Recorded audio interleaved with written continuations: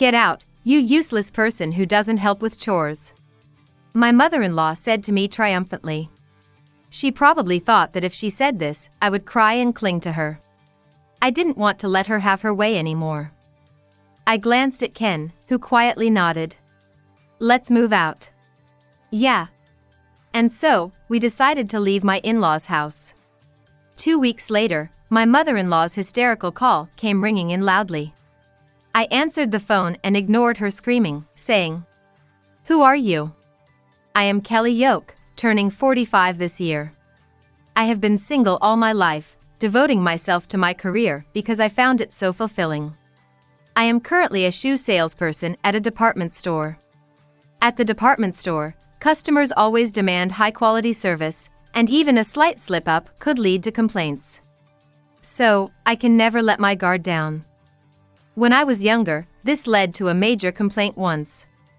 At that time, exhausted by high sales targets and busyness, I handed a customer a slightly dirty paper bag when packing their purchased shoes.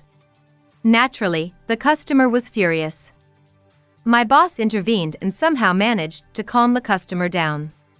Since then, I have always worked with a sense of tension, and perhaps because of that, I've been able to meet my sales targets. I thought it wouldn't be bad to continue working at this place until retirement. Just then, I met Ken. Ken is a regular customer at our shoe store, the same age as me, working at a mid-sized company. He would visit every 3 months because his dress shoes wore out from all the sales calls he made. Not only that, he also enjoyed jogging and would come to the store for sports shoes. Our sudden closeness began with an unexpected encounter. That day, I had a day off and was at a cafe near the department store, wanting to leisurely read my favorite book. Although I could read at home, my overprotective mother, who I still lived with, was bothersome. Even in my 40s, she was worried about me not being married and would nag me. As I was thinking about my mother and drinking coffee at the cafe, I heard someone say, "Hey. Aren't you the store clerk? Mr. Yoke?" I looked at Ken and murmured. Ken also had a day off and had come to this cafe by chance. When he saw me, he couldn't help but call out. After that, we talked about various things. We chatted for more than 2 hours about each other and about the cafes we often went to nearby. Ken was friendly and approachable, so even though he was a regular customer, there was no need to be reserved. This encounter led us to start meeting up occasionally. We both simply enjoyed each other's company, and after a while, we found out that neither of us had a spouse or a significant other, so we started dating. Since Ken and I were already of a certain age, our relationship was with marriage in mind. A year later, we got married without a ceremony, just completing the legal paperwork. Following the department store's custom, I resigned from my job there when I married Ken. As a full-time employee, I had to quit, but I could return as a part-timer if I wanted. However, I decided to become a full-time homemaker. I wanted to support my new husband, Ken, from behind the scenes. We had already introduced each other to our parents and were looking forward to a happy married life. At least, that's what I believed. But reality wasn't that sweet. Just as we were about to start looking for a place to live together, my mother-in-law called with a certain proposal. "How about living with us until you find a place? I think it would be good for Kelly to learn our family's cooking." She sounded cheerful on the phone, and as I hesitated, she added more. "Besides, Ken loves my cooking. If Kelly doesn't learn our family's recipes, Ken might get fed up with you." She laughed softly as she said this. During the wedding greetings, my mother-in-law had seemed normal and didn't leave a bad impression. But I was unsure if it was right to live together. In the end, I could only say, "I'll talk to Ken about it." When I consulted Ken, he surprisingly showed concern for me. "It's my parents' house, so I'd be fine. But wouldn't it be tough for Kelly, even if it's just for a while? Many men assume they have to live with their parents after marriage, so Ken's thoughtfulness made me happy." I pondered over his words. I had just married Ken and wanted to build a good relationship with my in-laws. Thinking it would only be temporary until we found a new place, it seemed manageable. Also, learning the Yoke family's recipes as my mother-in-law suggested felt like something I could easily accept. Because my mother is a practical person, she taught me to cherish my in-laws. My mother's usual saying was, "Once you're married, cherish your husband and his parents." Marriage is about the connection between families. I want to value the teachings of my mother, whom I respect, and since I'm marrying Ken, I want to cook dishes with familiar flavors for him. With that in mind, I told Ken, "I'll live with you at your parents' house." And so, I began living with Ken and his parents. I still believed my decision was the right one, but little did I know this was the start of my hardships. 1 week had passed since we started living at Ken's parents' house. But I was already mentally exhausted because my mother-in-law had been giving me a hard time since the first day. "Thank you for having me," I greeted at the entrance. My mother-in-law's gaze was quite cold. Ken was at work and wouldn't be home until evening. As I tilted my head, my mother-in-law sighed loudly and said, "Usually, a daughter-in-law greets with a formal way, right? Didn't your mother teach you that?" "I'm sorry." I was inwardly surprised, not expecting such old-fashioned etiquette. But maybe this was a rule in Ken's house. Isn't that a bit much? My father-in-law tried to stop her, but she wouldn't listen. What if Kelly gets too comfortable? The beginning is crucial. She quietly rebuked my father-in-law, so I knelt and greeted her again. The entrance floor was cold in the winter. Satisfied that I obeyed, my mother-in-law said, "Well, you barely passed. You're too old to expect grandchildren, so at least be useful in other ways." She laughed and walked away. My father-in-law looked at me worriedly but left after a while. I clenched my teeth in frustration. I was indeed past my mid-40s and hadn't thought about having children. I had told my in-laws during the marriage introduction, and I thought they accepted it. But my mother-in-law probably didn't feel good about it. I hadn't been accepted as a member of the Yoke family yet. Realizing this, I was stunned and couldn't move for a while. In hindsight, maybe I should have stopped living together at this point. After that, my mother-in-law's attitude toward me only got worse. "Hey, Kelly." She would find any excuse to call me out loudly. "What is it?" As soon as I arrived, my mother-in-law started shouting. "Look at the corner of this room. See, there's a hair here? Honestly, not maintaining cleanliness in your marital home, you're a failure as a daughter-in-law." My mother-in-law picked up the hair and waved it in front of me. "Oh. I'm sorry, Mom." I was skeptical about the hair she held up. I hadn't seen it 5 minutes ago. She must have put it there to harass me, and that made sense. My mother-in-law snorted and said, "Anyway, make sure you clean every nook and cranny. If you don't, no dinner for you. And sneaking snacks is off limits too." With that, she went back to her room. My father-in-law watched quietly, seemingly lost in thought. Okay. Watching her retreating back, I could only regret my decision to live with them. By the time 6 months had passed, my mother-in-law had started pushing all the household chores onto me. Laundry, cleaning, cooking, it was all my responsibility. Though cooking was better done by me. Since my mother-in-law's cooking was terrible. She liked everything to taste of soy sauce. On the first day of living together, she showed me her cooking methods in the kitchen. This is the Yoke family taste. Although I doubt Kelly can imitate it. She laughed as she turned a 1L bottle of soy sauce upside down and poured it in. The curry turned black in an instant. While a hint of steak sauce in stew might be good, this was too much. I was horrified and spoke up. "Mom, isn't that too much? It will just taste like steak sauce." My mother-in-law glared at me and snapped. Even stew should respect smoky flavors. Really, Kelly, you're so ignorant. Didn't your mother teach you anything? She made it sound like I was wrong. That day, we ended up eating stew that tasted only of steak sauce. My mother-in-law's behavior only got worse and more irrational. The next day, she left the dinner preparation to me but would criticize my food after serving it. "This has no flavor at all. You're utterly useless, the worst daughter-in-law ever." She would say this and angrily pour soy sauce on it. I'm sorry. I could only apologize to her. My father-in-law eating quietly was my only solace, and he would occasionally scold my mother-in-law. "Since Kelly went to the trouble of cooking, shouldn't you show some gratitude and eat it?" Ken also got angry at his mother for me. "This is what normal food tastes like. Kelly's cooking is delicious." Ken worried about me when his mother wasn't around. "I'm really sorry about Mom. Let's find a new place soon and move out." "It's okay, thank you." I was moved to tears by Ken's kindness. One day, I came down with a fever of 104 degrees from the morning. It must have been because my mother-in-law forced me to pull weeds outside late at night. "Don't tell Ken, okay?" Her smile was full of malice. Ken was very worried. "Kelly, are you okay?" "I'll come back as soon as I can, so take it easy." Ken left for work.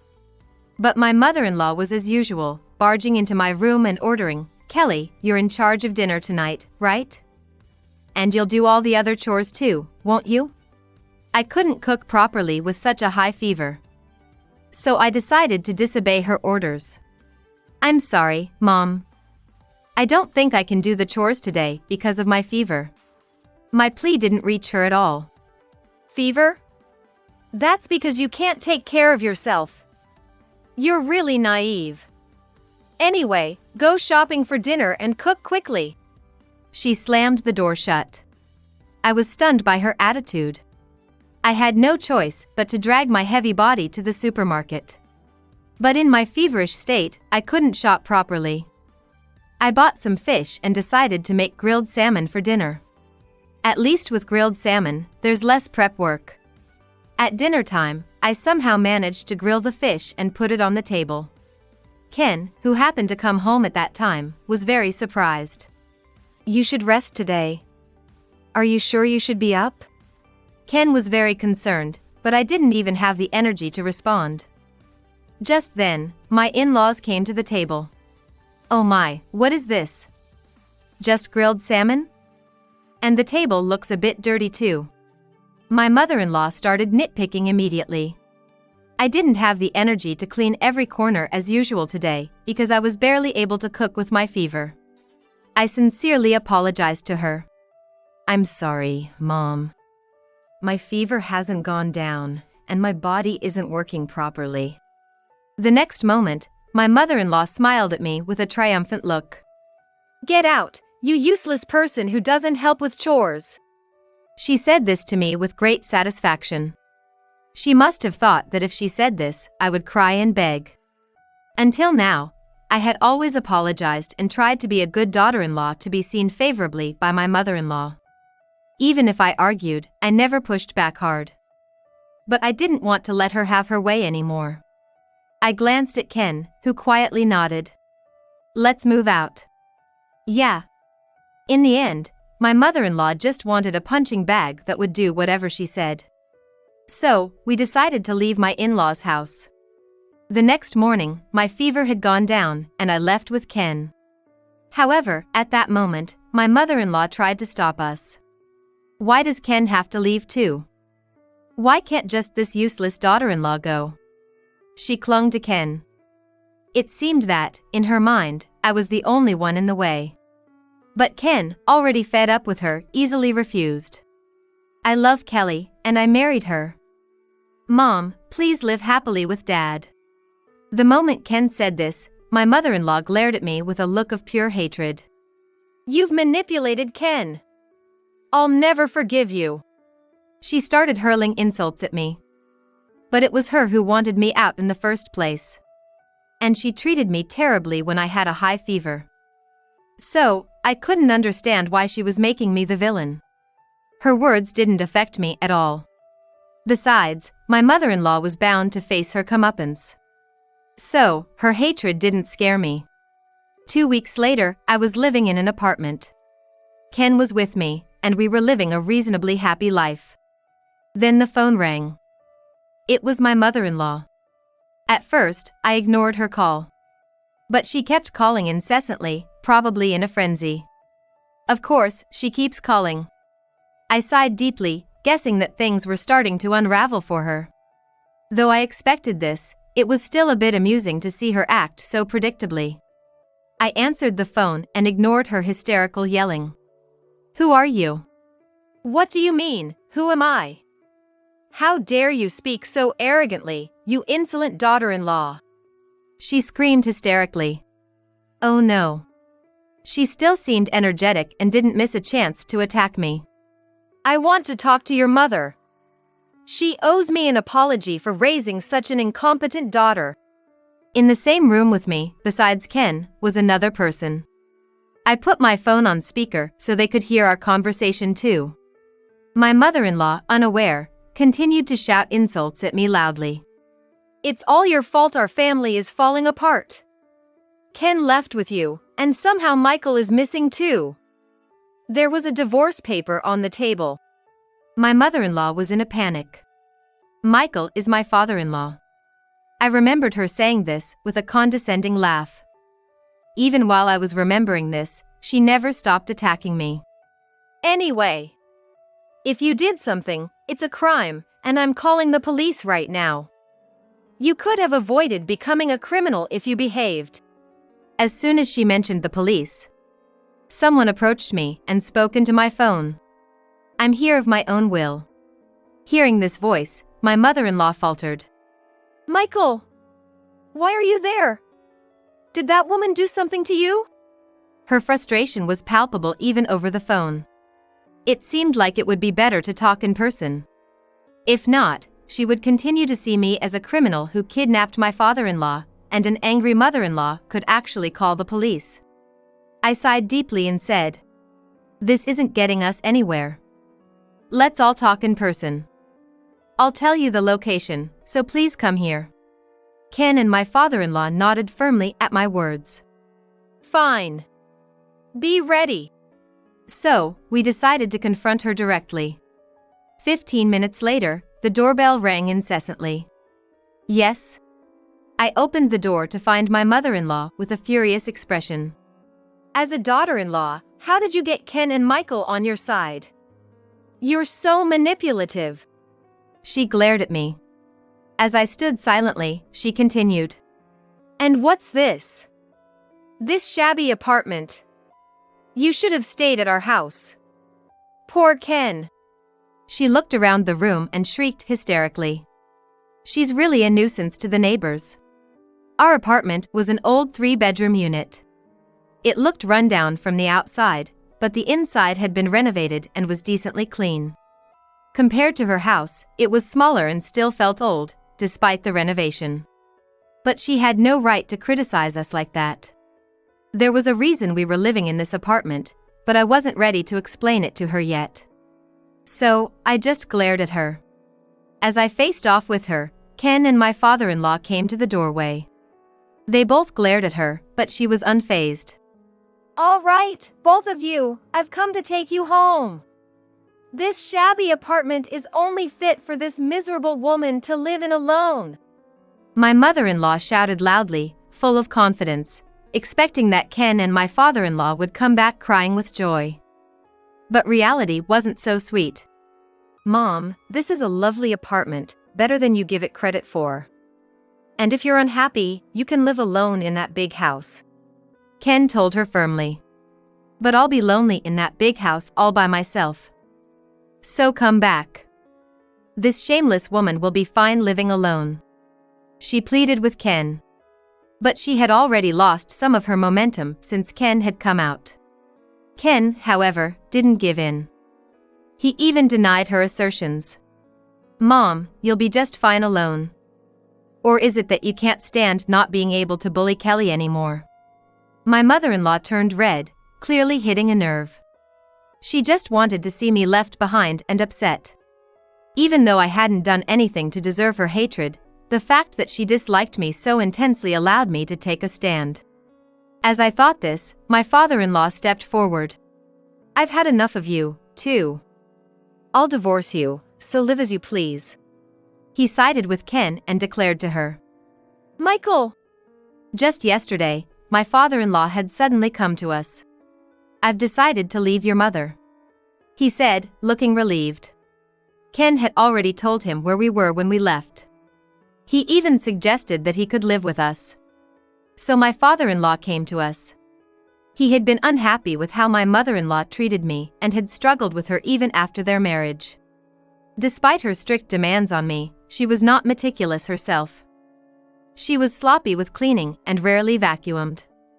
Her cooking philosophy was to drown everything in soy sauce. But she expected perfection from me. This hypocrisy frustrated my father-in-law. He had stayed with her out of obligation, but this incident made him lose all affection for her. He had supported me behind the scenes many times. He glared at her and said, I've told you to stop many times. I saw you deliberately dropping trash on the floor when Kelly wasn't looking. He looked at her with disdain. What? What's that about, Mom? Ken, shocked by this new information, tried to confront her. I had avoided telling Ken about every little thing to prevent tension between him and his mother, so he was stunned by her actions. My father-in-law, being a reasonable person, couldn't tolerate her behavior. My mother-in-law, panicking at his revelations, tried to defend herself. That was just to make sure Ken's wife knew how to keep the house clean. I was only trying to discipline her, so it's not my fault. My mother-in-law started saying it was all for my sake. I was truly exasperated by her refusal to reflect on her behavior. I told her what I'd been thinking all along. What you're doing is just bullying me. And the Yoke family's taste, dumping steak sauce in everything, is unhealthy because it's too much sodium. Her cooking was clearly high in sodium, but even that didn't get through to her. I think food tastes better when it's salty. And I like it that way, she retorted loudly. I realized we would never understand each other. I sighed deeply. Well then, Mom, you can keep living your steak sauce life. But Dad can't take it anymore. Why not let him go? My father-in-law had endured her cooking for years, but in his 70s, a psych sauce-heavy diet was too much for him. Since living with us, he had been delighted to eat normally flavored food again. It felt like he was finally eating proper meals. When he realized my mother-in-law was the cause of our departure, he was devastated. Which led him to decide on a divorce. But my mother-in-law didn't sympathize with his feelings. What are you talking about? Michael always enjoyed my cooking. She folded her arms and snorted. I was stunned by her words. There was no way anyone could find those soy sauce-laden dishes tasty. What was wrong with her taste buds? Then my father-in-law spoke up for me. No. I've always thought your food was too salty. Kelly's cooking is not just normal, it's delicious, and I've enjoyed a variety of flavors for the first time in ages. Dad. I was touched by his words. When I lived with my in-laws, my mother-in-law constantly criticized my cooking. This is terrible. Didn't your mother teach you anything? What a pathetic mother she must be. She would say awful things about my mother and always add steak sauce to my dishes, ruining them. My mother's cherished recipes ended up tasting only of steak sauce. I felt like my mother's memories were being tainted by her. It made me want to cry every time. But now, my father-in-law's words felt like a small vindication for all those times. Michael. You don't have to defend that woman. Let's go home together.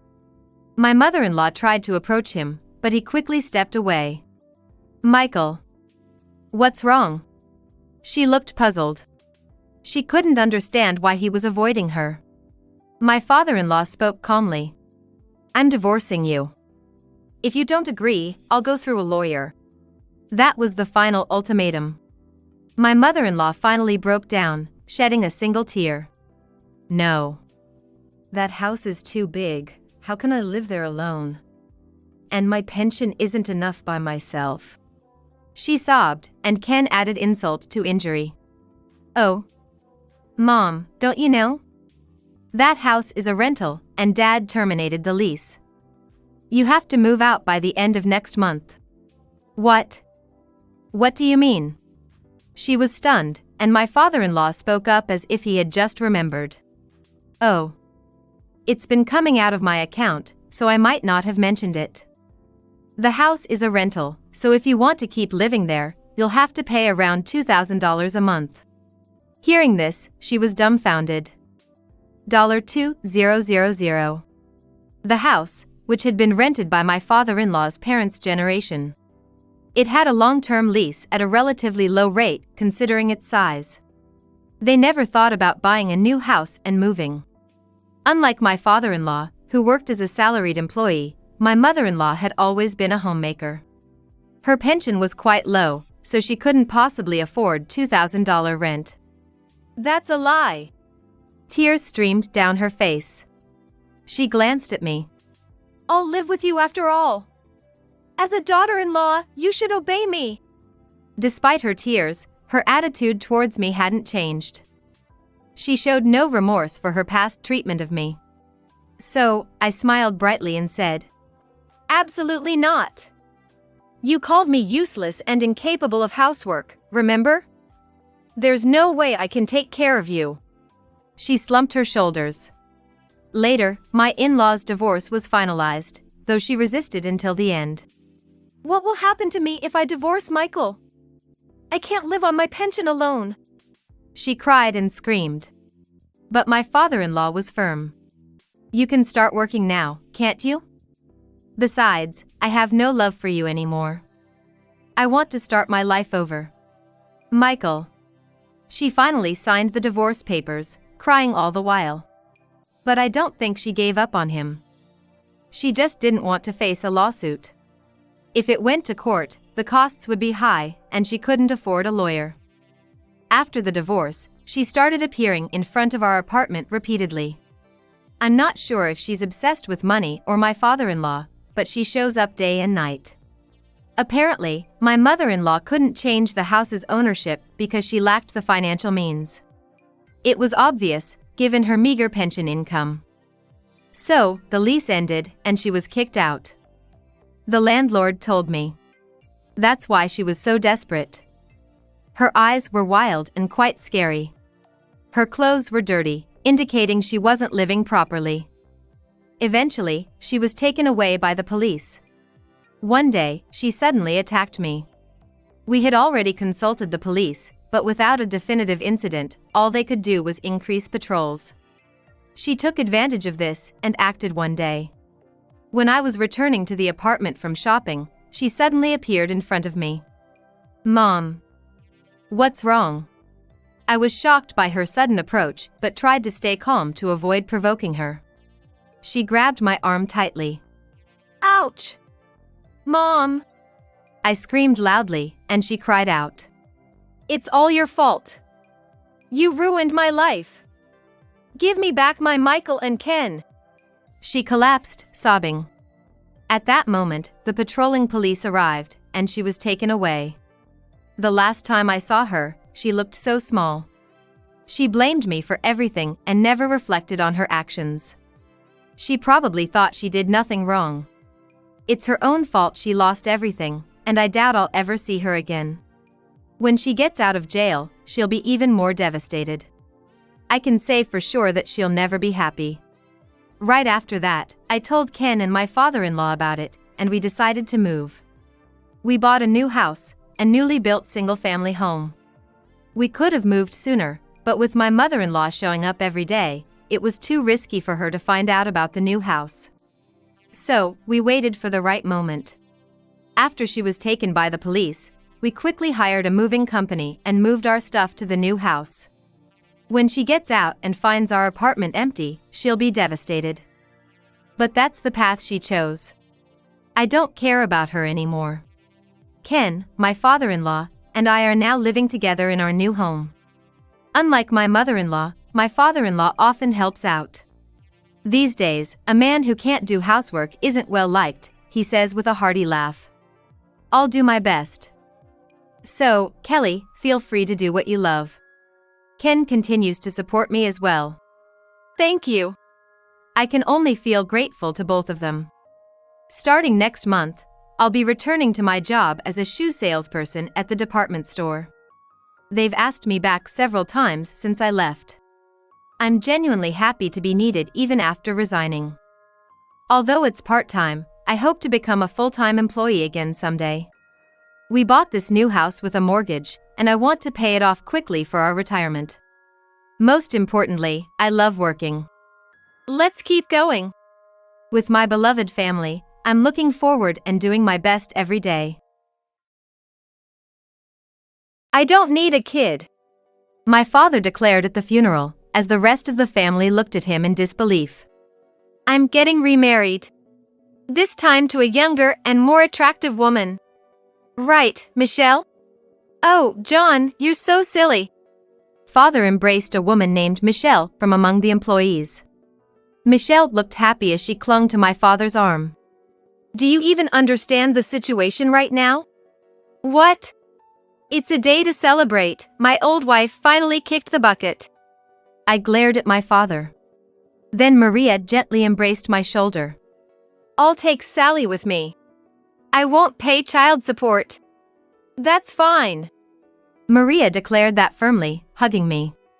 From that day, I started living with my aunt and her husband. I didn't hear from my father at all, but a month later, he suddenly called. Hey, help me out. Who is this? It's your father. My only father is Kent, I said, ending the call and blocking his number. No matter how much he cried or raged, my father's hell had just begun. I'll make sure he regrets it plenty. I'm Sally Manson, a 12-year-old middle schooler. Just a normal girl who loves her mother. Being an only child, I get to do whatever hobbies I like, and I think I have quite a bit of freedom. My mother is very kind and rarely gets angry. But when she does, she's really scary. However, I always think it's my fault for doing something bad. Other than that, we get along very well, often going shopping together on weekends. My real father is a man named John, a very irresponsible person. Even as a child, I wondered why my mother married him. Once, I asked her why. But she just smiled awkwardly and said, "You'll understand when you're older." Honestly, even as a middle schooler, I had no idea why my mother chose him. He was always out having fun, and I have no memories of playing with him. More often, he treated me coldly, and I hated him. But I didn't talk about it much, because it made my mother sad. Still, I had dreams about marriage. That's because my Aunt Maria and her husband were an ideal couple. Maria, my mother's twin sister. She is very kind and sometimes strict, and she dotes on me. She was my aunt, but to me, an only child, she was like a sister. And I adored her husband, Kent, as if he were my brother. They had no children. Apparently, due to an illness Kent had in the past, he couldn't have children.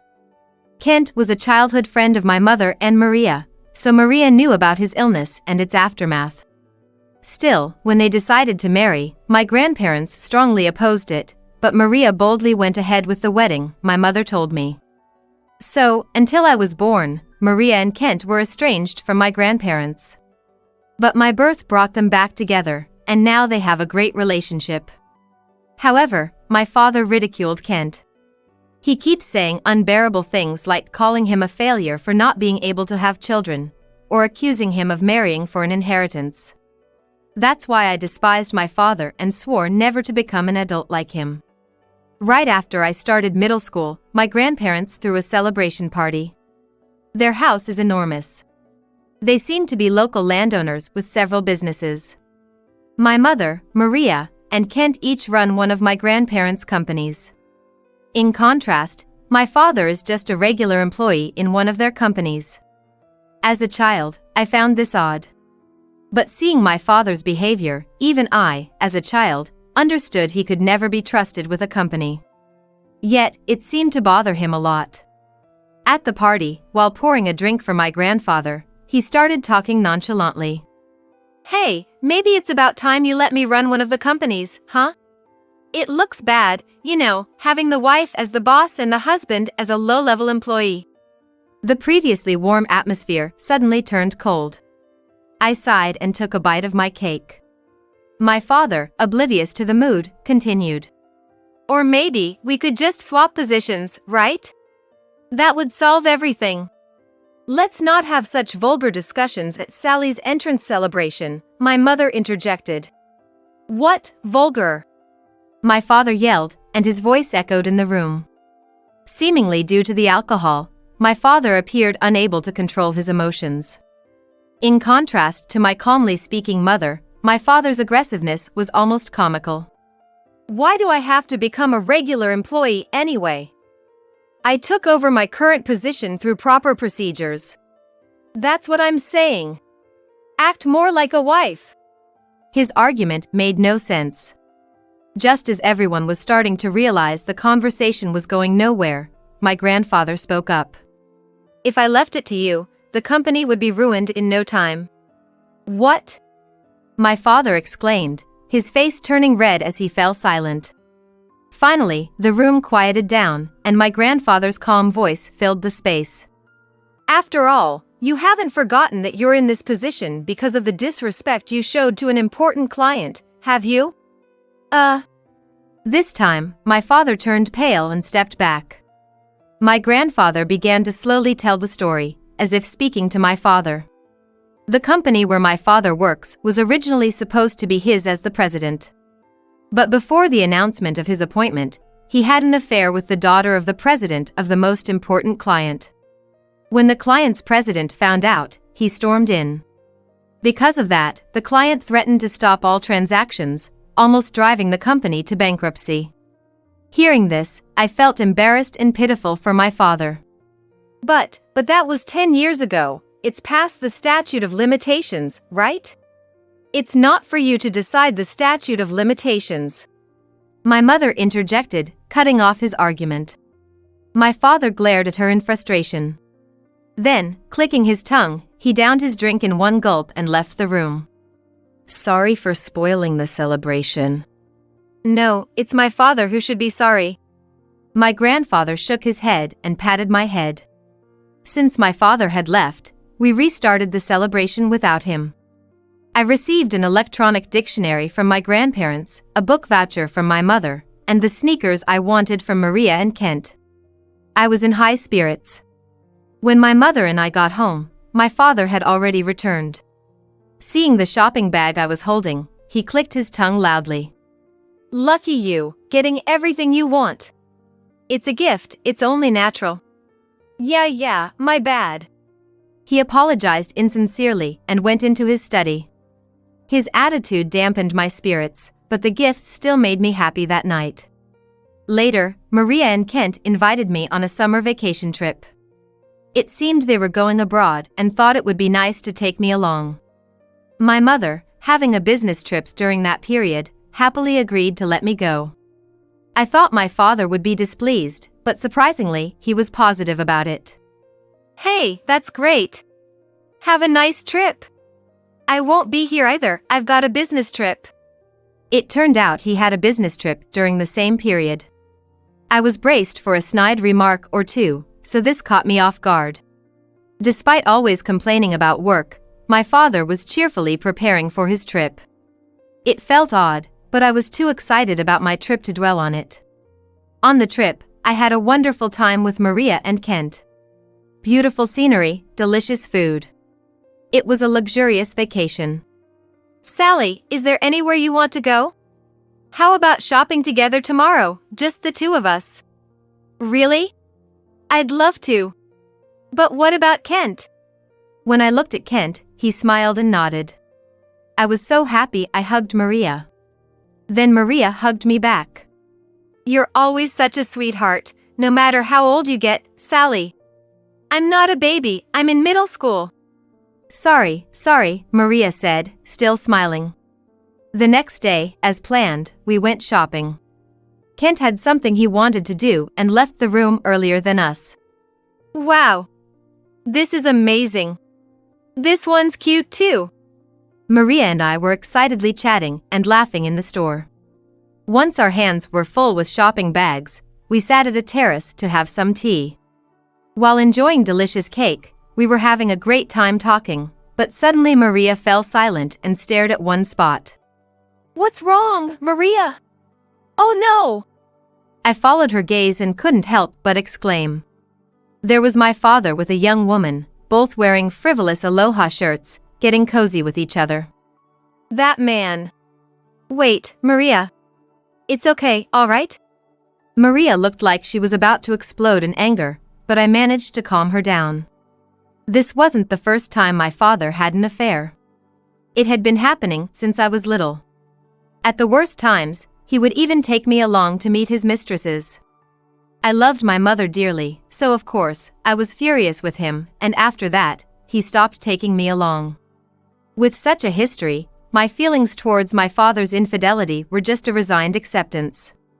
We should tell Mom. For now, just ignore it. Sally! Yes, you're right. Let's just take a picture and send it to her, Maria said, taking a photo to send to my mom. I was curious about how my mom would react, but I assumed it would end with her dropping the hammer on him, as usual. However, just before we were due to return home, I received a call from my grandmother with unbelievable news. Sally, calm down and listen. Your mother, she died in an accident. What? I was so shocked that I dropped the phone. Maria picked it up and, after hearing the same thing from my grandmother, broke down in tears. Kent took over the call, but both Maria and I could do nothing but cry. We returned home and went straight to the hospital where my mother was taken. The moment I saw her there, I burst into tears. Mom! This can't be! Maria collapsed in shock. Kent accompanied her to another room while I stayed and listened to my grandparents explain.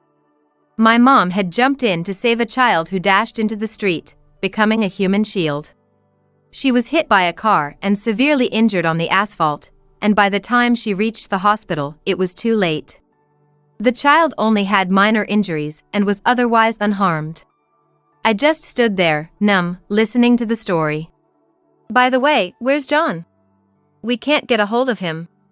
Hearing my grandparents, I mentioned that my father was abroad and also told them about the woman he was with. My grandfather was furious. Finally, we managed to contact my father 2 days after my mother's death, just as the funeral was about to start. Dying to save a kid, what a foolish thing to do. How can you say that? But that's the truth, right? My father said unapologetically, and everyone, including me, glared at him. Unperturbed by our stares, he casually took his seat as the chief mourner. You're not supposed to sit there. Huh? I'm the chief mourner, my grandfather said, and my father, looking displeased, moved from the chief mourner's seat to sit behind it. It was after the funeral. My father suddenly stood up, went to my mother's side, and, unbelievably, threw his wedding ring at her. What? What are you doing? Well, it's over between us now, right? No need to pretend anymore, he said and burst into loud laughter. Now I'm free. Then, pointing at me with a half-smile, he boldly declared, I don't need a child.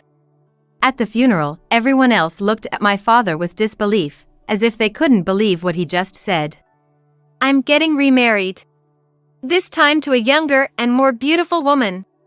Right, Michelle? Oh, John, you always say the funniest things. My father called out to a woman named Michelle from the crowd of employees and embraced her. Michelle, looking pleased, clung to my father's arm. Do you even realize what's happening here? What?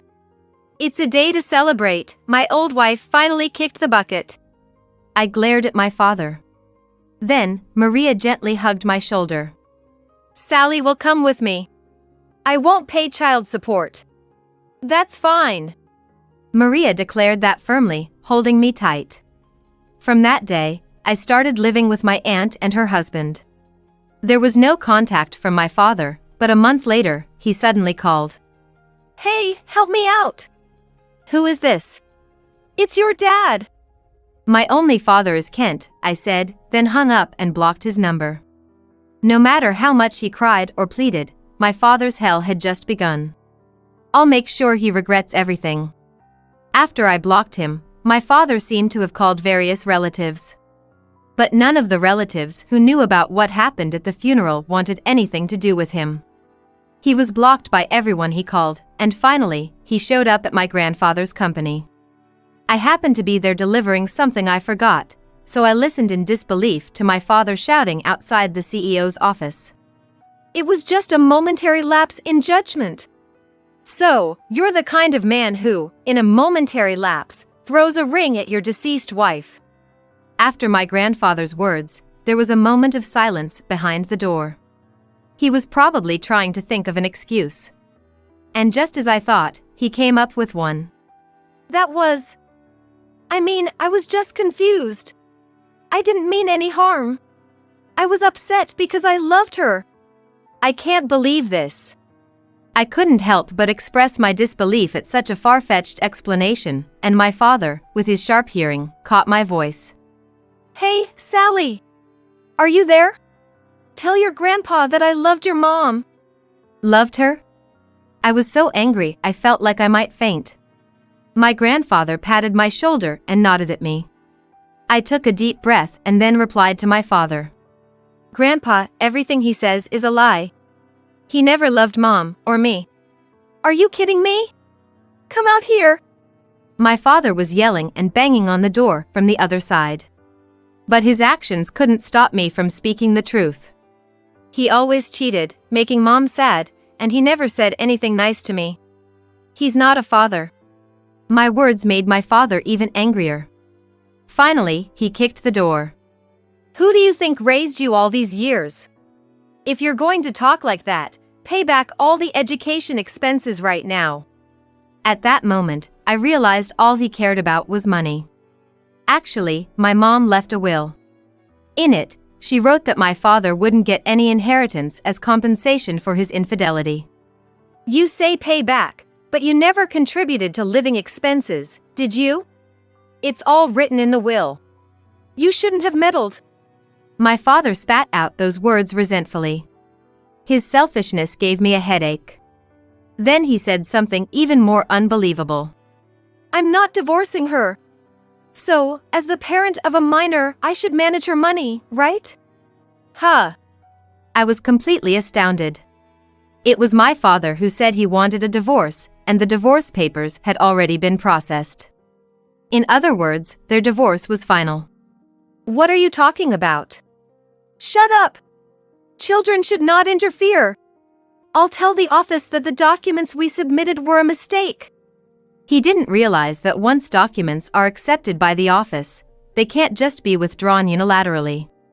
Even as a middle schooler, I understood this. Why couldn't my father? You're just a stranger now. The office won't accept such a one-sided request. No, we loved each other. I'm sure it'll be fine. His overconfident words made both me and my grandfather look at each other and laugh. We could feel my father getting more irritated from behind the door. What, you're making fun of me? Hey, don't you know? Mom wanted a divorce. What? She did? My father's voice sounded utterly dumbfounded, like a bolt from the blue. I decided to give him an answer. You know, we went on a trip overseas, to the same place as you, Dad. It was a coincidence. But when I told Mom, she said she wanted a divorce. There was sudden silence on the other side of the door. Then I heard sniffling. It seemed my father truly believed Mom would never divorce him, and the shock made him break down in tears. Why a divorce?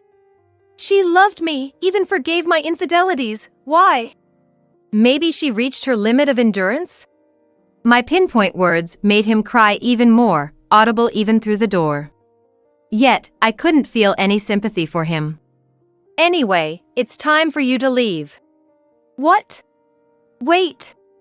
Hey, what are you doing? Let go of me. It seemed like the security guards had arrived, and after a few moments of scuffle, the other side of the door quieted down. Grandpa and I sat down, taking a breath. What did my daughter see in that man? I've been wondering the same. We sighed and looked at each other, then started laughing. After a good laugh, Grandpa called the company lawyer and headed to the police station. Dad was issued a restraining order against us, complaining all the while, but he couldn't stand up to the police and eventually accepted it. Then, a few days of quiet returned. I missed Mom terribly, but having Maria around helped distract me a bit. Sally, let's go shopping. Okay. We had moved into Maria's house, so we went to a nearby department store to buy some essentials. From a distance, a disheveled man approached. Eek! Dad? I yelled out as he suddenly grabbed my arm. His hair was unkempt, and he was dressed in dirty clothes. It was my father. With bloodshot eyes, he begged. Come on, $20,000. No, $2,000 will do. Give me some money. We're family, right? I forcefully shook off his hand. He fell on his rear but quickly clung to my leg. Let go of me. Give me the money. Give it to me. My father, in his half-crazed state, lacked any of the cleanliness he had when we lived together.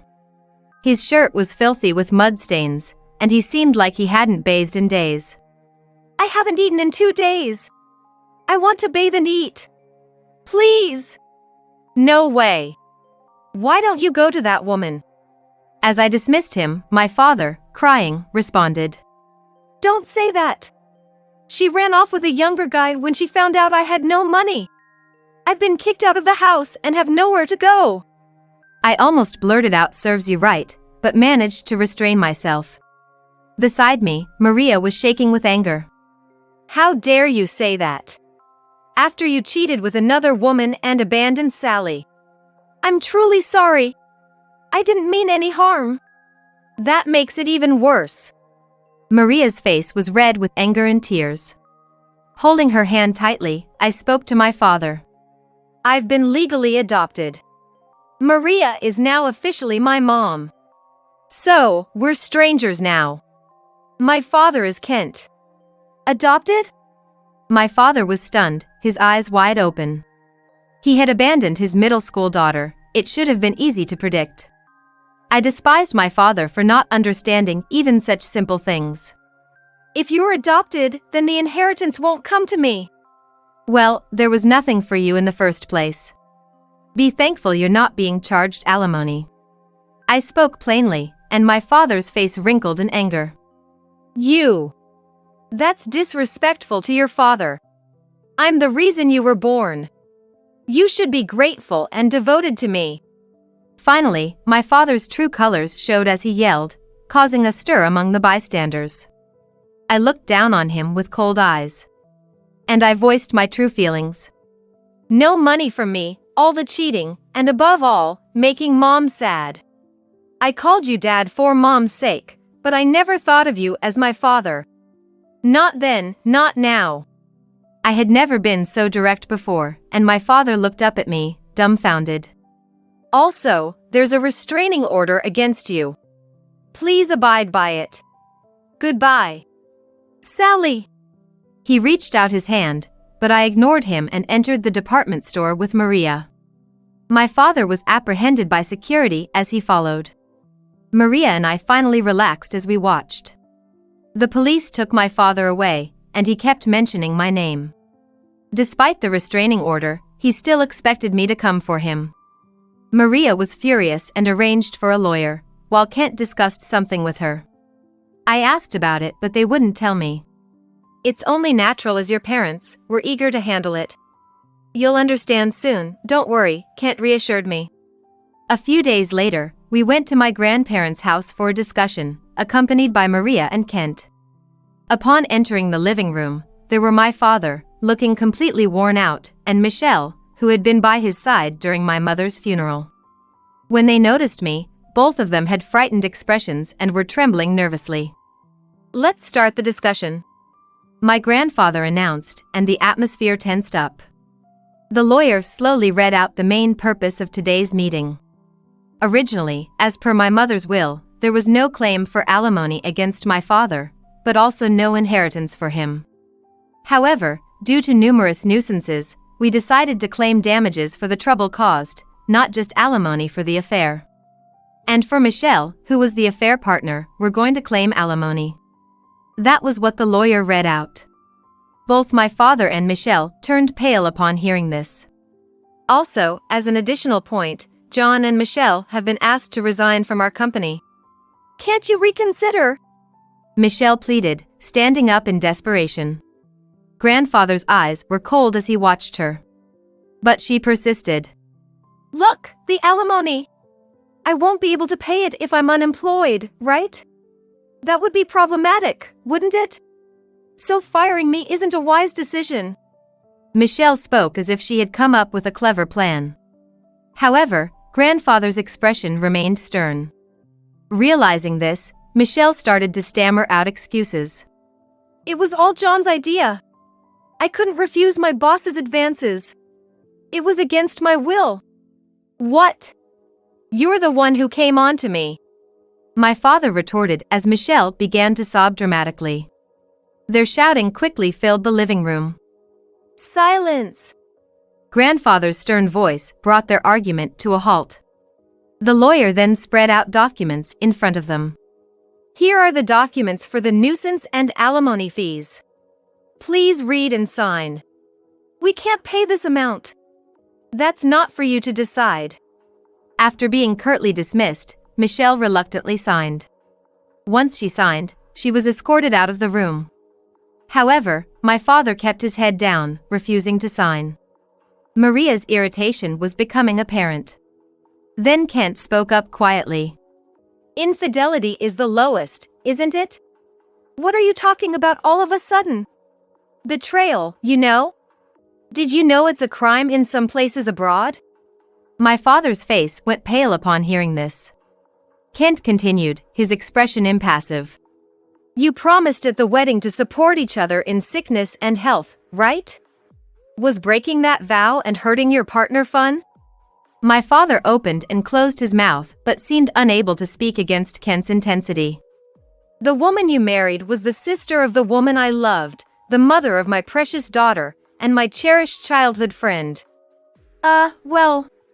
Kent looked straight at my father with a smile and then slowly delivered his final words. I will never forgive you. Throughout, Kent didn't raise his voice but spoke gently, as if guiding my father. It seemed to affect my father more than any shouting would have. With a pale face, my father just stared at Kent, frozen. Kent gently put a pen in my father's hand. You can sign now, right? Yes. My father seemed smaller than ever, even more so than when Mom was alive. After signing, my father left without looking at us, staggering out of the room. Later, I heard that he had taken out a loan to pay the nuisance fee. Kent is managing that money. It seems my father borrowed from a very dangerous place and soon disappeared without a trace. He might even be working on some fishing boat somewhere. As harsh as it may seem, I feel no sympathy for him. He brought it upon himself. In fact, I find myself hoping that the company he owes money to squeezes even more out of him. As for Michelle, after paying alimony for being involved with a married man and being forced to resign, her parents found out and she was sent back to the countryside. There, she was married off to a man 30 years her senior in the village and now leads a busy life with no rest, taking care of her mother-in-law and doing farm work. Apparently, that family had been looking for a young wife to take care of their elderly for some time. I heard that Michelle's parents harshly scolded her when she complained about wanting to escape. Maria and Kent, as my parents, shower me with love every day. They treat me like their real daughter, sometimes strictly scolding me. On the monthly anniversary of my mother's death, we visit her grave, eat her favorite foods, visit places she loved, and spend time remembering her. Watching the love between Maria and Kent makes me hope to have such a wonderful marriage when I grow up. My relationship with my grandparents is also great. Lately, they're considering building a vacation home for my overseas studies, which I'm desperately trying to dissuade them from. I do want to study abroad, but I'm just a first-year middle school student. Right now, I want to enjoy time with my friends in Japan, which I've told my grandparents. Though they are nearly 80, they're still very energetic, traveling often. Their wedding anniversary is approaching, so I'm trying to decide what to give them.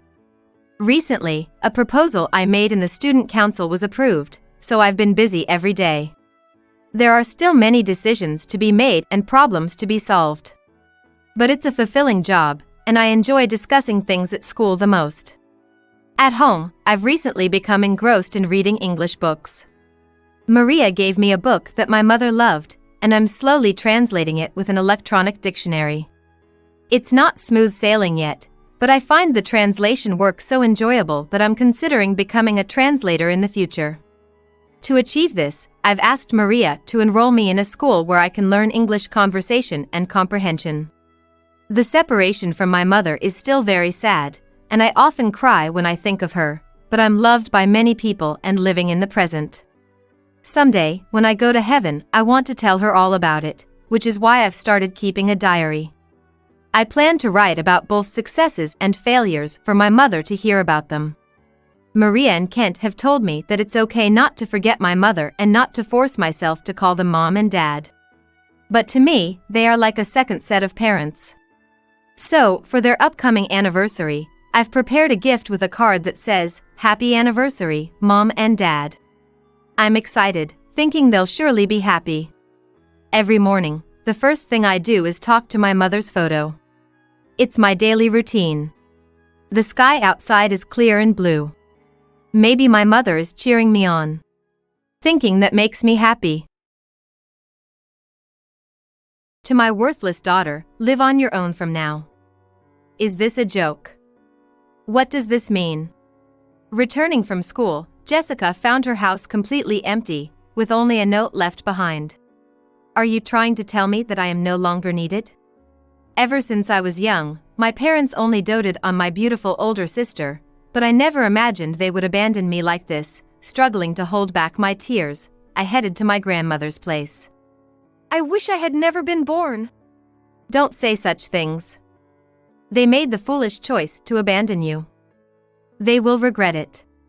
My grandmother accepted me, and from then on, we lived together until I became an adult. Hey! We're here to pick you up. In the evening, when I expected just a regular visitor, it turned out to be my parents who had abandoned me. I was infuriated, but for some reason, Grandma let them into the house. What do you mean? As I was thinking this, my parents started to say something outrageous. My name is Jessica and I am an IT engineer currently living with my grandmother. I enjoy living with my grandmother every day and my work is going well. Although I have nothing to complain about, a turning point in my life came about 5 years ago. Before that, however, he had led a life that was not a happy one. Mom, I want a new game for my birthday. Huh? Why would I buy you a game? Know your place. What? Why? But what about sis? You bought her a video game for her last birthday, why can't I have it? You should look at yourself in the mirror before saying such things. You're not cute like her and have no future prospects. I don't want to waste money on you. I was still very young, and these words from my mother were just hurtful to me, as if she was simply telling me that I was not pretty enough, but now I know how much of a disqualified mother I am. But not only my mother, but also my father had the same idea, so my sister was the only one in the family who would take my side. I'll lend you my game, and let's go buy a new cartridge together.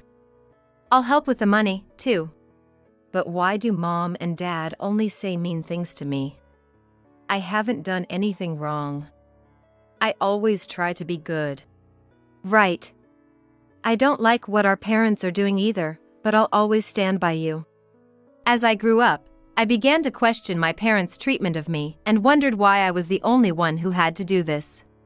My sister is doted on, so why don't they give me any love at all? Grandma lived nearby, and as soon as I realized I wasn't getting love from my parents, I frequently visited her. Grandma lived nearby, and once I realized I wasn't receiving love from my parents, I started visiting her frequently. I'm back again, Grandma. Me too. I thought you two might come today, so I prepared some treats. Wow. Grandma, you're like a mind reader. My grandmother lost my grandfather several years ago and now lives alone. I know she must be lonely living alone, but she was really happy when my sister and I went to visit her, and my sisters and I had the most fun when we played at our grandmother's house. And unlike my parents, my grandmother never separated me from my sister and I.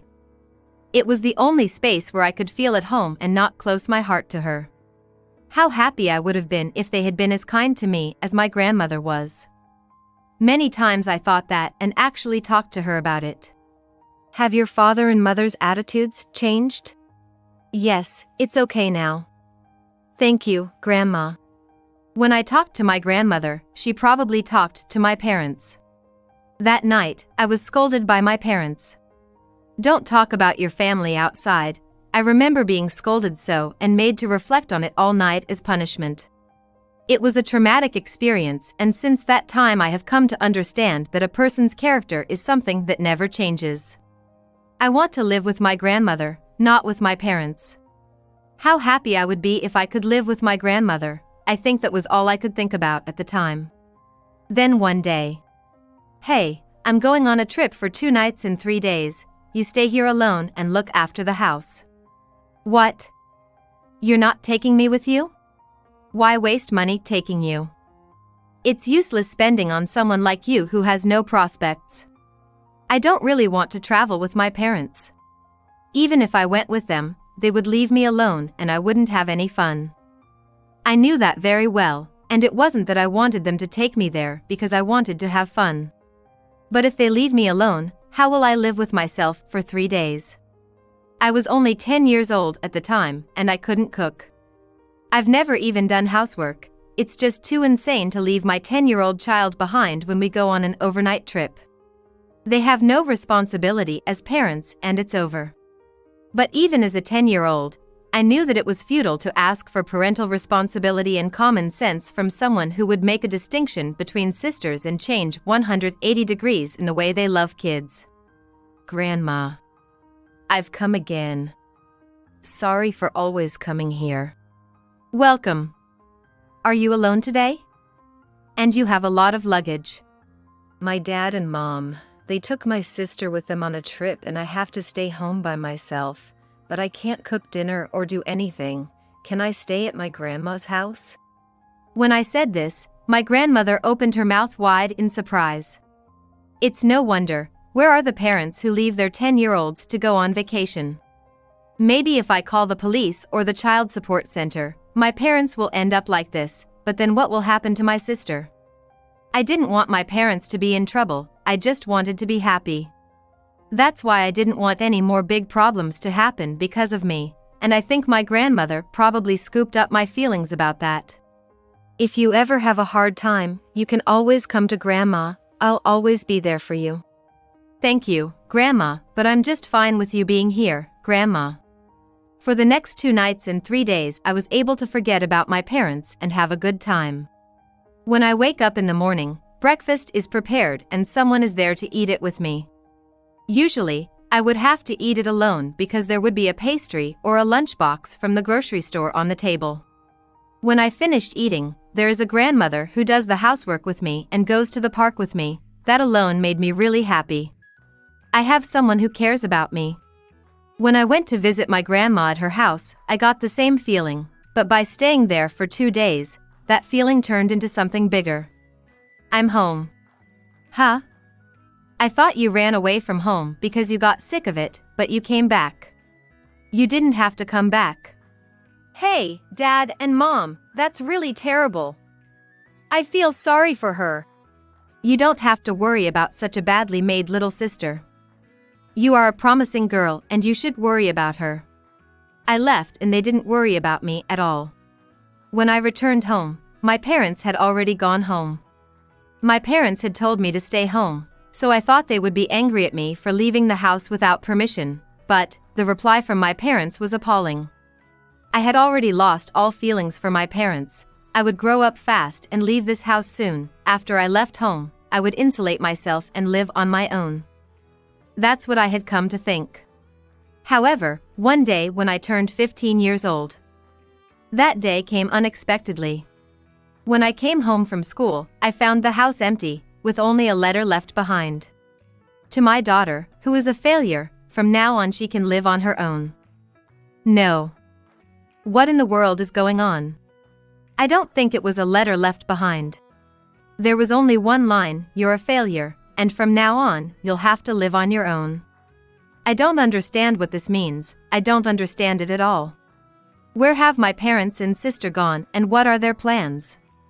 Are they just going on a long trip, or have they really abandoned me?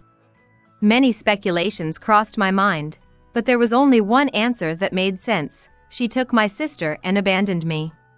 That was all I could think of. How could they do this, without saying anything to me? This is impossible. If it's a trip, there is no need to move the furniture in the house. The fact that it is all gone means that I have moved.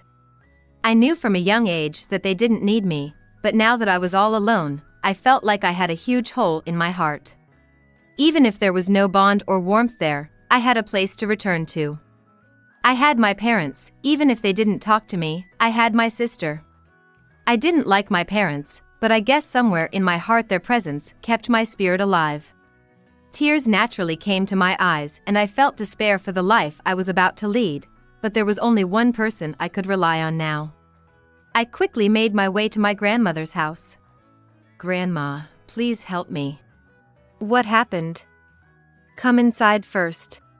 Grandma said that, letting me into the house, soothing me as I was on the verge of tears. It's like my mom and dad moved away with my sister. They didn't say anything to me. This is the only thing left behind. What am I supposed to do? I said this and handed my grandmother the letter my parents had left for me. The moment she saw it, she crumpled up the letter and hugged me tightly. The warmth of my grandmother's body seemed to seep into mine, and I cried aloud. Grandma, why? I wish I had never been born. It's okay, it's okay. Forget about those heartless people. You are my treasure, a person with more worth living than them. So don't lose yourself. My grandmother comforted me, and I managed to find a place of comfort. Then I went to live with my grandmother and my second life began. Sorry I'm late, Grandma. It can't be helped, you're busy. Let's take a break, shall we? Dinner is ready? Yes. In the beginning, I think I lost my smile for a while because the fact that my parents would abandon me was weighing on my mind.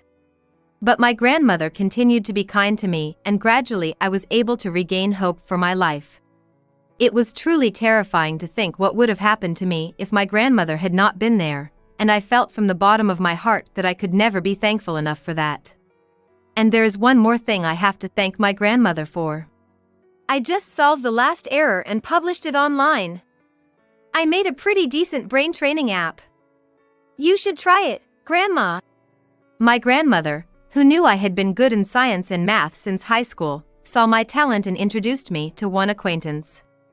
It was a junior employee of the company where my grandmother used to work, who is now an engineer. He was good friends with my grandmother and they still have tea together once a month. I learned programming from him and became immersed in his world. It's very well done. Amazing. Right. It took over 3 months. I worked really hard. With this, you might start an IT company and become wealthy. You think logically and can plan ahead. It's just an app made by a beginner, though.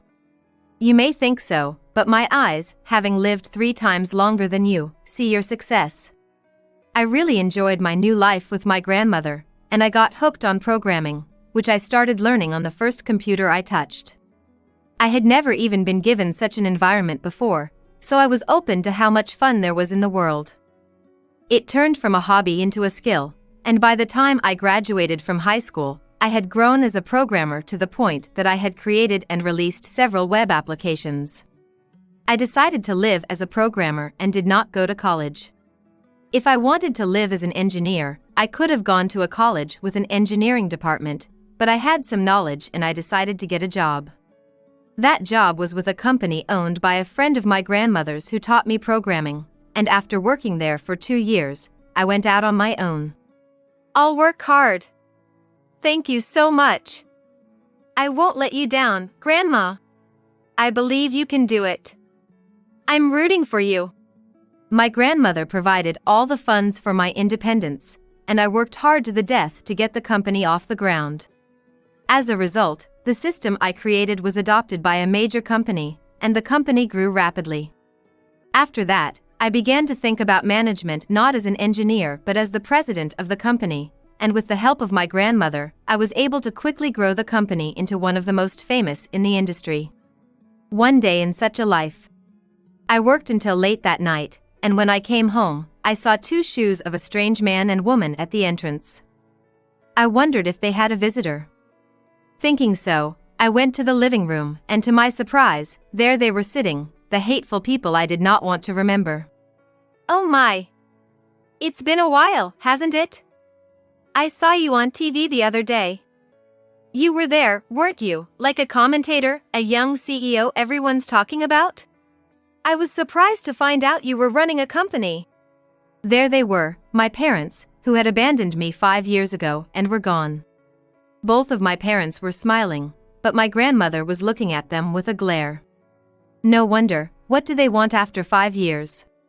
It's as if they were people in a hurry to get back to the dump when they realized there were valuables in the trash they had thrown away. What do you want now? What business do you have with the people you threw away? Actually, we're in a bit of a financial bind. We tried to get your sister into a talent agency, but we were scammed. Your sister has closed off her heart, and we're left with debts. Could you possibly help us? You abandoned me, and now you come to me for help when things go bad for you. I won't let you say that you have forgotten what you did to me 5 years ago. What I have been through since you people abandoned me, how much my heart has been broken. No, it did not start 5 years ago. From the time I was a little girl, you abused me as a failure and never gave me any parental love. If they thought what they did was forgivable, they were wrong.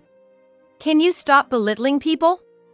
You're talking as if I'm some kind of tool for your convenience. No, it's not like that. You were close to Grandma, so we thought it'd be better for you. You think saying that excuse is abandoning me? How dare you ask for such shameless favors after neglecting your responsibilities as parents? I emotionally yelled at him to let out all the resentment I had been building up. You show up at my door and ask me to help you with money? I wish you'd stop belittling people. I don't have a dime to give you people, and if I had that kind of money to spare, I'd rather spend it on my grandmother. But why, Grandma? Why did you let these two in? I wanted them to understand what they did. Abandoning one daughter and using the other as a tool, unfit as parents, deserving hatred. I wanted them to feel that firsthand. I see. My grandmother hated my parents as much as I did, so I wondered why she invited these two people into her house, but that's what she meant. Certainly, considering their first words when I walked in, I don't think they felt any guilt towards me at all. It's a bit brazen, but I guess that's the way they are. That's why they wanted me to realize what kind of situation they were in. But perhaps it had that effect, because the leeway that they had just shown was gone, and their expressions were beginning to cloud over. We might have made you feel lonely, but we came back for you in the end. And we raised you until you were 15. You can't say we owe you nothing? Enough with the patronizing talk. What have you ever done for me? You stole my childhood, and yet. I'm sorry, but whatever you two say, I'm not going to reach out to you. Why don't you just make sure you suffer until the very end? I've suffered from you too, as well, and it's all your own fault. That's right, so leave now. If you come near this house again, I won't stay quiet. Wait, we're really in trouble. We can't even afford to live properly. Yes, that's right. Your sister is suffering too. You used to love your sister, didn't you? If my sister is suffering, I'll help her, but not you two. The two of them made excuses to the end and seemed to be trying to get me to help them somehow, but I think they realized that my grandmother and I were serious. They didn't say anything more and kept quiet. However, my grandmother kicked them out and they were reluctant to leave, and I finally felt better. That was a surprise, seeing Mom and Dad here. I was surprised too, but with their history, I knew they'd come about money. I never expected them to be so shameless. You are so right. I am not their tool and I don't care if they want me to help them now. In fact, I'm even refreshed to know that I'm suffering. Considering how much I suffered as a child, my parents' suffering is nothing. I wonder where my sister is now. What she's doing. I hope she hasn't been ruined by our parents' misguided ambitions. About your sister. I can actually contact her. Would you like to meet? My grandmother told me that so I could blow it off. I really didn't care about my parents, but there was one thing that bothered me a little. It was my sister. I didn't have any contact information for her, and I didn't know where she was or what she was doing. But my sister, unlike my parents, was really worried about me, and more importantly, she was on my side. As I told those two, if it was just my sister, I would do whatever I could to help her. That's how much I appreciated her. I wonder where my sister is now, and what she's doing. I hope she hasn't been ruined by the effects of those two over-expecting her to go down a path she didn't want to go down. About your sister, actually, I can get in touch with her. Would you like to meet her, if it's okay with you? Hearing my grandmother say those words, I couldn't help but ask her back. I can get in touch with my sister. What in the world does that mean? What do you mean you can get in touch with my sister? How is that possible? Just recently, I got a call. She had a cell phone, so she had my contact information. She told me not to say anything to you. I didn't know why she told grandmother not to say anything, but anyway, my grandmother set up the place with my sister. My grandmother didn't give me any details and I don't know what is going on. But I get to see my sister for the first time in a long time. I was so happy and a little nervous that I couldn't sleep. And on that day. It's been so long, sis. Have you been doing well? Well, I'm doing well. After the sudden move, things were a bit of a mess, but I'm on my own now, and I'm able to spend some quality time without my family. I was relieved to see that my sister seemed to be doing better than I expected, but it seems that she had a pretty terrible life while I was living with my grandmother. Right after they moved, she began her full-fledged performing career, and she was not allowed to study properly. She was forced to take dance and singing lessons, and eventually even learn to act in a play, and her days were filled with fatigue from all the things she didn't want to do. Well, I didn't want to do these things, and the guy from the entertainment agency that those two were friends with was a scam artist. Eventually the money ran out and everything went back to normal. So I took advantage of that and left home and started living on my own. It was tough at first because I had no one to rely on, but now I feel like I'm somehow making a living. I guess our parents really thought of us sisters as their tools. I agreed with my sister from the bottom of my heart, and I was right not to offer any favors and not to help. What are you doing now for a living, sis? I'm working part-time to make ends meet, and I'm thinking of going to college. I need to get a job to survive in the future. I don't know what I want to do, so I haven't decided on anything yet. Why don't you try working at my company? If you're interested, I think I can train you from scratch to become an engineer. My sister was always on my side when I was little, and I was saved by her. That is why I wanted to do whatever I could do for her now. That was how I felt. I had made up my mind that even if she refused, I would support her in a different way. She gladly accepted my proposal. She then went to work for my company, and in less than a year, she had grown into a fine engineer. She is still contributing to my company as a major asset. Family is not something that can be explained only by blood ties. I don't consider my parents family, and I have no intention whatsoever of helping them, no matter how dire their situation may be. That is because of what my parents have done to us, and family ties do not exist there. A family is someone to whom you would give your all and still be willing to do something for that person. I will always cherish my two family members, my grandmother and my sister, and I will always live on.